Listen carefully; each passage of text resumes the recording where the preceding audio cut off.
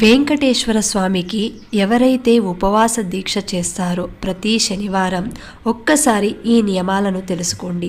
ఎందుకంటే వెంకటేశ్వర స్వామి ఏది కోరినా సరే వరాలిచ్చే వడ్డీ కాసులవాడు. కాబట్టి వ్రతం చేసేవారు శనివారం రోజున తినే ఆహారంలో ఎట్టి పరిస్థితుల్లోనూ నూనె వాడకూడదు. పూర్తిగా నెయ్యితో తయారు చేసిన ఆహార పదార్థాలను మాత్రమే భుజించాలి. మధ్యాహ్నం ఒక్క పూట మాత్రమే భోజనం చేయాలి. రాత్రి ఫలహారం తీసుకోవచ్చు. మద్యం, మాంసం లాంటివి తీసుకోకూడదు. బ్రహ్మచార్యం పాటించాలి.